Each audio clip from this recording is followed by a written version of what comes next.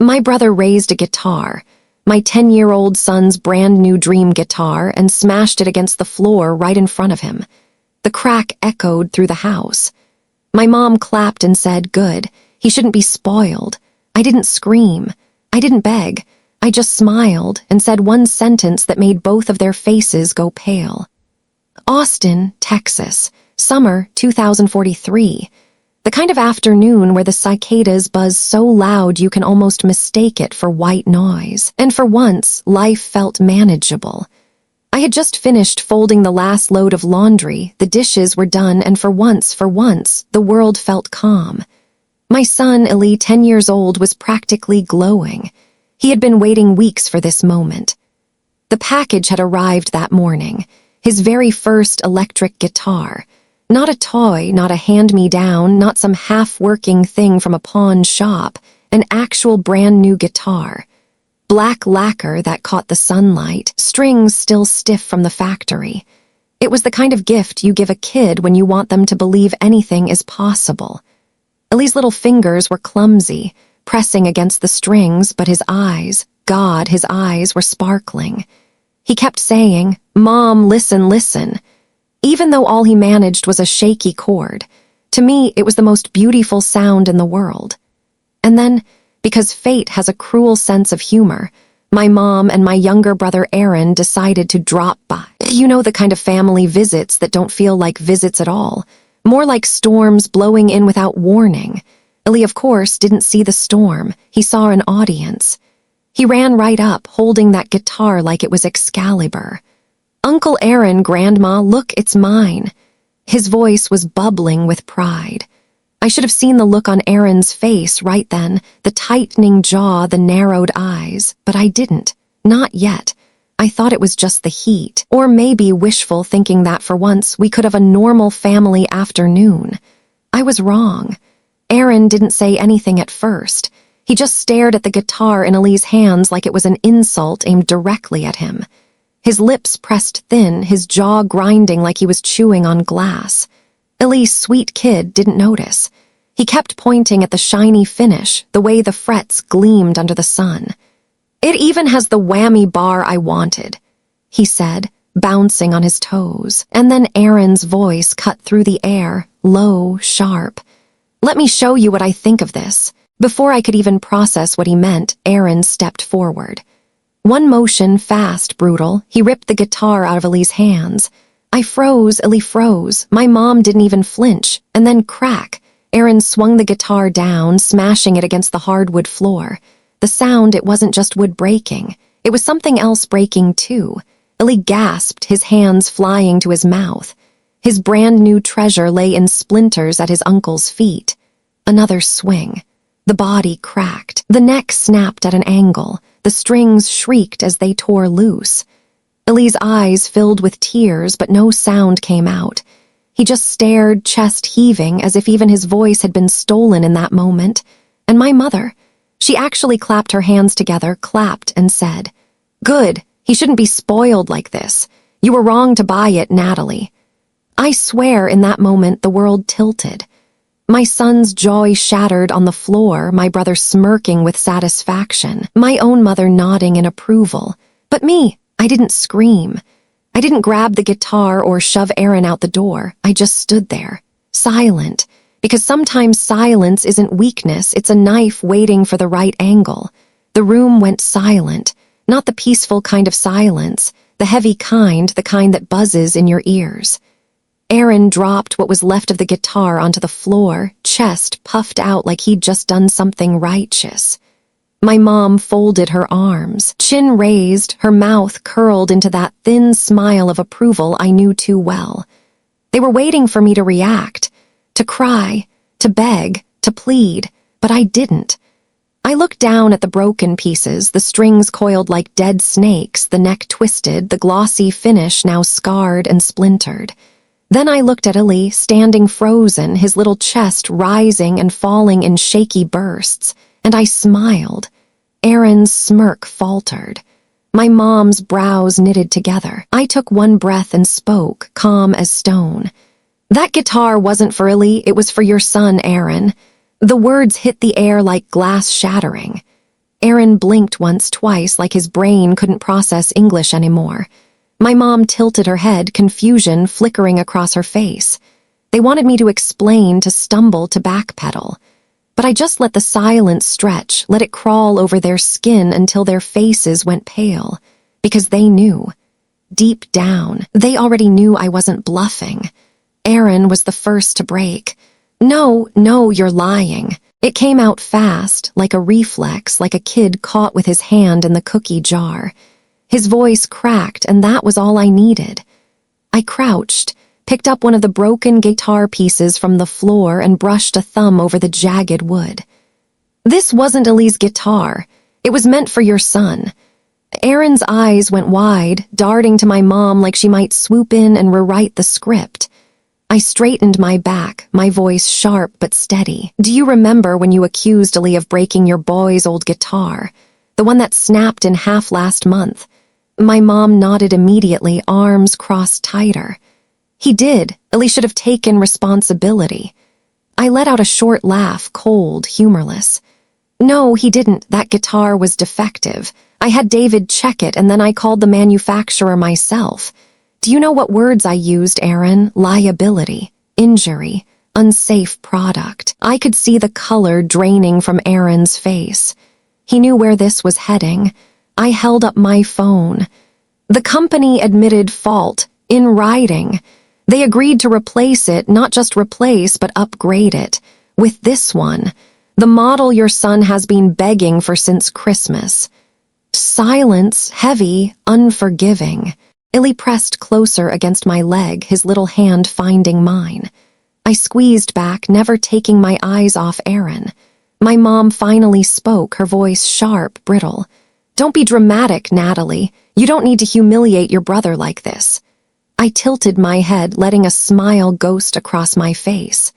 Humiliate him. I didn't bring a hammer to a 10-year-old's dream, Mom. He did that all by himself. Aaron's face turned blotchy red, his fists clenching at his sides. You always make yourself the hero. I cut him off, my voice quiet, almost gentle. No, I just let people show who they really are. And in that moment, with the broken guitar lying between us like a corpse, everyone knew, the truth had already spoken louder than I ever could. Aaron's voice rose, desperate now. You're lying. You always lie when you get caught. I tilted my head, still calm.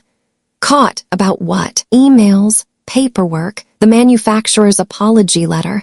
Would you like me to pull them up, or would you prefer I read them aloud on the front porch so the neighbors can hear? That landed. I saw it in his face, the flicker of panic, the twitch in his jaw. He knew I had him cornered. My mom stepped forward, her voice sharp like a blade. Natalie, enough. Don't humiliate your brother. Families fix things in private. I turned to her, my smile thin. Private, like smashing a child's guitar in front of him. That wasn't private, Mom. That was a demolition show in my living room. Aaron folded his arms, knuckles white. It was just a moment. People lose their temper. I took a slow step forward, lowering my voice. A moment is snapping at dinner. A moment is yelling in traffic. This, I pointed at the wreck on the floor, was a demolition project. Planned, controlled.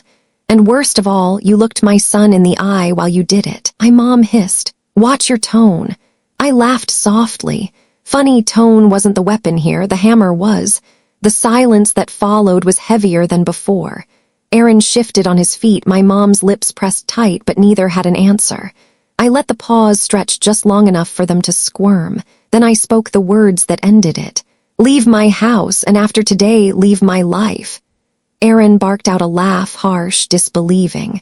You don't mean that. I didn't flinch. I do. Aaron's laugh died in his throat when David, my husband, finally stepped out from the hallway. He hadn't said a word this whole time, just listening, but now his voice was steady, final. Time to go. Not angry, not loud, just final. And sometimes that kind of quiet lands harder than a shout. My mom reached for him like he might side with her. David, talk sense into your wife. He didn't even blink. I am. That was the door slamming without a sound. Aaron's shoulders stiffened, but when David moved closer, he knew better than to push. He muttered something under his breath and stormed toward the door. My mom hesitated, eyes darting between us, her fingers clutching at pearls that weren't there. "We're family, Natalie, you can't just cut us out." I met her gaze, cold and unwavering. "That word doesn't mean what you think it does." They left, not a slam, not a fight, just gone, and the silence that followed, it wasn't empty, it was clean, sharp, a boundary I'd never drawn before. Ellie tugged my sleeve, voice trembling. "Mom, did I do something wrong?" I knelt eye to eye. "No, baby, you did nothing wrong. People can be mad and still be wrong." His chin quivered, but he nodded, brave. "Do we still get ice cream?" I smiled through the ache in my chest. "3 scoops if you tell Dad the flavors." David chuckled, ruffled Ellie's hair, and the heaviness in the room cracked just enough for him to breathe again. Later that night, when Ellie was asleep, I sat at the kitchen table with my laptop. One by one, I opened every account I had been paying into: utilities, groceries, streaming services. All the things I had quietly covered for my mother and Aaron for years. And I removed my card. Click, click, click, no speeches, no announcements, just done. 10 minutes later, my phone lit up. "Mom, Aaron, Mom again." The first text preview flashed. "We just got a notice. Your card was removed. Put it back now." The second came seconds later. "What are you playing at? This is petty. Add it back." And the third, pure venom. "You'll regret this. Family is family." That's when I smiled for real, because for the first time I realized they were wrong. I could cut them out, and I just had. By morning the calls slowed, but the texts didn't, and then the whispers started. A cousin I hadn't spoken to in months messaged me. "Hey, sorry about the drama. I hope you and Ellie are okay." Drama. That's what they were calling it, because Aaron and my mom had already rewritten the script. In their version, Ellie had broken Aaron's son's old guitar. I refused to help, and then out of spite, I cut them off financially. No mention of Aaron smashing a 10-year-old's dream in front of him. No mention of my mother clapping her hands like discipline had been served. Just me, the villain, again, and the family chat, full of pity emojis, poor Aaron comments, thumbs-up reactions. Something in me snapped, because I can handle being painted as cold. I can handle being called difficult. But my son, my boy, being painted as a spoiled brat, no. So I opened my security app, the living room camera, and there it was, crystal clear. Aaron ripping the guitar out of Ellie's hands, the smash, the splinters flying, my mother's voice in the background. Good, he shouldn't be spoiled. I downloaded it, posted it straight into the family chat with just one line. "For the record, that guitar was meant for Aaron's son. Aaron destroyed it himself." And then I put my phone down. The chat exploded like a grenade in a tin can, cousins gasping in all caps, aunts typing WTF so fast it looked like Morse code.